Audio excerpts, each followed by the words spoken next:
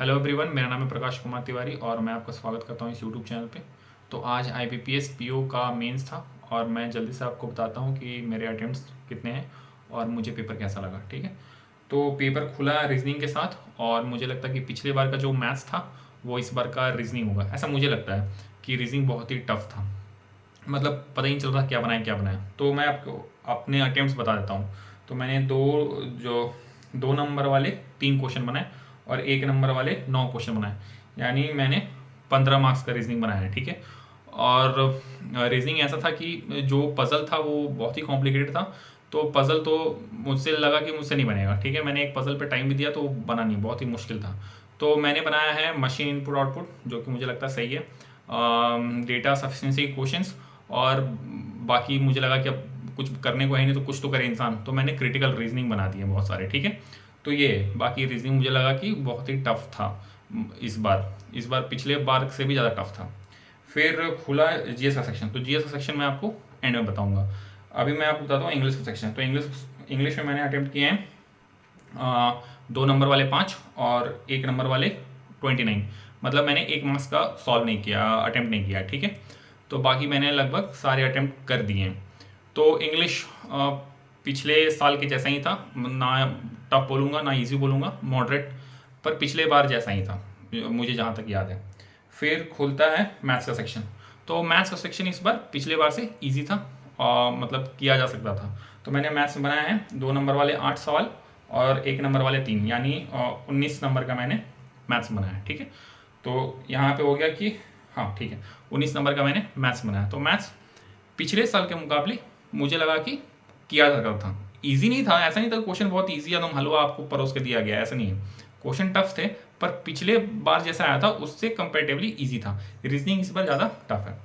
अब हाँ, अब जीएस का बात बताता हूँ। तो क्योंकि मैं एसएससी का तैयारी कर रहा था और बैंक की तैयारी मैंने छोड़ दिया था, बैंक बस फॉर्म भर दिया ऐसे ही और प्री क्लियर हो गया, मॉक भी नहीं लगाया था मैंने प्री का। तो फिर मेरे पास बचा था 3-4 दिन एसएससी सीएचएसएल मेंस के बाद। तो मैंने सोचा कि अब जीएस पढ़ता हूँ, लेकिन 3-4 दिन मैंने देखा कि कंप्लीट करना पॉसिबल नहीं है। तो बस ऊपर ऊपर जैसे जैसे मैंने जीएस देख लिया।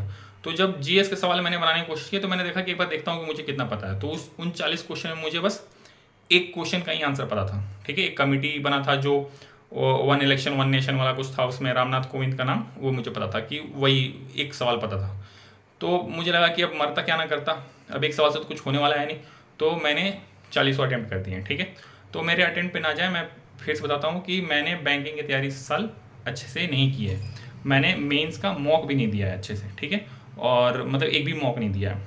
तो मेरे अटेम्प्ट्स और मेरे मार्क्स पे ना जाए, मैंने बहुत ही ऐसी खेल दिया बहुत सारा गेम। ठीक है, रीजनिंग और मैथ्स में मैंने सेंसिबली अटेम्प्ट किया होगा, रीजनिंग में भी क्रिटिकल गलत हो सकता है, मैथ्स में गलत होने के चांसेस थोड़े कम है। और इंग्लिश में तो मेरे अटेम्प्ट्स वैसे रहते ही हैं, तो इंग्लिश में कोई बोल नहीं सकता कि किसका सही क्या गलत। अब बाकी जीएस मैंने सारे अटेम्प्ट कर दिए हैं, तो अटेम्प्ट के ऊपर ना जाए। हाँ, और रहा बात टाइपिंग का, तो मुझे लगता है कि अब जितना पढ़ना मेरे लिए मुश्किल नहीं है, उससे ज़्यादा डर मेरे को टाइपिंग से लगता है। ठीक है, और जो मेरा सेंटर है टाटी सिलवे, रांची का जो टाटी सिलवे सेंटर है, मेरा नसीब इतना ख़राब है कि हर बार एडमिट कार्ड प्रिंट करता हूँ और उसमें टाटी सिलवे का नाम देख लेता हूँ। और टाटी सिलवे का नाम देख के मेरा आधा मन मर जाता है, क्योंकि वो जो सेंटर है वो इतना बकवास, इतना निहायती बकवास सेंटर है कि वहाँ पे मतलब कीबोर्ड छूने से मुझे डर लगता है। और मैं कंप्लीट नहीं कर पाया, 60-70 वर्ड्स ऐसे में रह गए। ठीक है, और वहाँ का कीबोर्ड का मतलब पता नहीं क्यों, कंप्लेन करने के बावजूद वहाँ पे क्यों नहीं उसको चेंज करते हैं, भगवान जाने। ठीक है, और टाटी सिलवे अगर मुझे ईपीएफओ एसएसए में मिल गया तो मैं लिख के देता हूँ कि उसका भी टाइपिंग मुझसे क्लियर नहीं होगा। ठीक है, टाटी सिलवे प्लीज़ अपने कीबोर्ड को तो थोड़ा बहुत अच्छा करें, क्योंकि उनका कीबोर्ड बहुत ही बकवास है।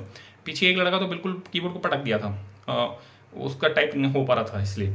तो बहुत ही ख़राब है वहाँ का कीबोर्ड का सिचुएशन। मुझे नहीं पता और सेंटर्स में, लेकिन तुपुदाना ठीक है, पर टाटी सिलवे बहुत ख़राब है। तो वो टाइपिंग भी अच्छे से नहीं हो पाया। हाँ, तो ये रहा मेरे अटेम्प्ट्स। और इसमें मेरे होप क्या है, पॉसिबिलिटी क्या है, वो तो बिल्कुल भी नहीं पता, क्योंकि मैंने तैयारी की नहीं थी। मैंने अटेम्प्ट्स कर दिए हैं, अब किस्मत अच्छा होगा तो होगा, नहीं होगा तो वैसे भी मैंने लेके चल रहा हूँ कि इसको नहीं लेके चल रहा हूँ। ठीक है, और ईपीएफओ एसएसए का बस टाइपिंग करना है। और टाइपिंग से मुझे अब सच में बहुत ज़्यादा डर लगता है, मतलब सपने में भी अगर टाइपिंग आया तो मैं उड़ जाता हूँ कि क्या देख लिया सपने में। ठीक है, तो चलिए, thank you for watching the video, अगर आपने लास्ट तक देखा तो। ठीक है।